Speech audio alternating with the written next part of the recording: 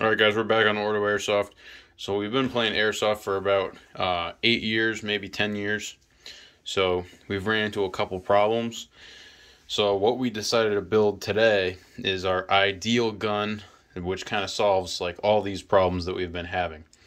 So one of the problems is people don't call their hits. So what we've done with this setup right here is we've set up scope cams. So we've set up a couple of scope cams on here. We didn't want to put too much stuff on the rail. We did put a few cameras on there. So obviously we've ran into a couple problems with the scope cams as well. So we do have our Tacticam here. We have our 4K scope cam. And then if you guys didn't notice on the bottom, we also have a 1080p scope cam as well. So if you've ever been playing Airsoft and your scope cam goes down, it's kind of sucks. It's bad. So a lot of times we like to carry a backup. So we'll run a backup scope cam such as this one.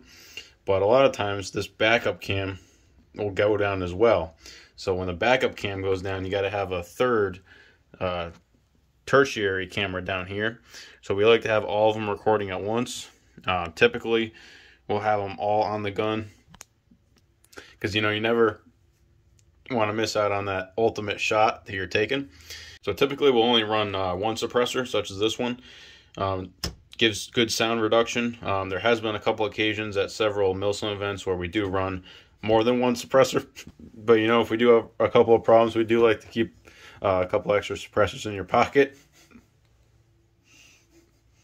So that is an option we have out there. Alright, so like I said, we had some other problems. Another problem that we ran into is typically you'd only run one optic. Sometimes we like to run more than one. Usually we run two. Yeah, so we're only running two optics with this setup, which is a little bit light compared to what we usually run. But one optic we like to use for long range is this red dot. This is a UTG red dot. Just your standard red dot. It has red and green. And we had some issues with the height on this optic. So we did put a couple risers on there. Usually we run 3 risers. We only have 2 in this case. Alright, like I said, for close range, I like running this optic right here. Usually for CQB type situations, you want to have a pretty close up picture. So I usually run on 9x zoom. We do have a kill flash on this scope. Yeah, so like I said, this optic right here, I like it 9x zoom for close range. We did mount this on the side, which is kind of unconventional. We usually don't do this. We'll usually actually mount the scope on the underside of the gun by the mag well for optimal viewing. But the reason why we have this mounted on the side of the gun right here, like I said, it's kind of not optimal. It's because we're running a bipod. So we're running this bipod right here. This is just your standard bipod.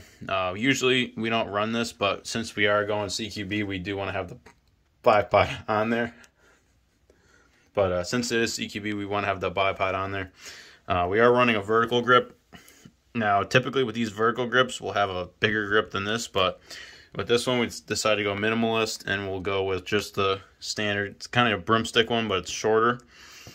It actually has a hollow part in here, so you can put extra batteries and stuff. Now, this grip, usually if we're running a bipod, we'll run this grip on the top of the gun. But in this case, we just run on the bottom of the gun. But to supplement that, we do have an additional grip here. This grip is mounted on the top of the gun, so this is where we would typically run this grip. So this is obviously going to be your standard angled fore grip. So you guys know the drill. You'd hold it like that, and the slide right here, since it is an XCR, you're going to actuate that with your thumb. So you're going to use your thumb to actuate that. And then obviously you have your standard pistol grip down here. So typically on our guns, we would actually take this grip off because it's not really necessary. Another thing we would do is we usually take the stock off, but for this setup, we decided to keep it on, only because the battery is stored in the stock. Typically, if it was like some sort of a front wired AEG, we would take this off and just run no stock, obviously. You guys are probably familiar with doing that, obviously.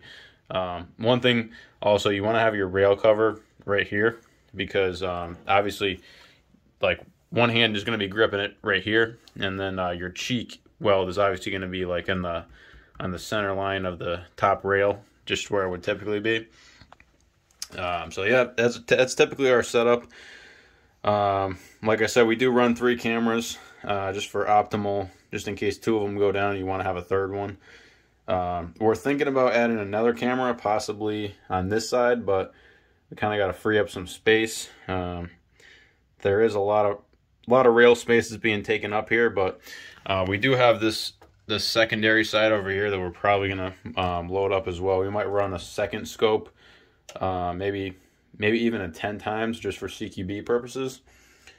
And then another thing we did add is the a little bit of a camo fabric right here. So what this allows us to do is really stay blending in, especially in the CQB environment. So we'll typically run that. We did hook this up, so it is a DMR, so it is full auto only. So we have a Polar Star in there. It's a Polar Star jack. Obviously, we're running max PSI for your air. We are using nitrogen with it as well. So the system does last usually about a couple mags before it blows up. So we do have that. So we'll let you guys know how this system goes and if we make any changes to it. Obviously, we're going to keep it pretty standard. We're pretty much going to be running 2 optics, probably 3 once we dial it in. But we'll let you guys know how it goes. If you guys have any comments, any questions, anything that you might change with this gun, just throw them down in the description. And we'll see you guys in the next one.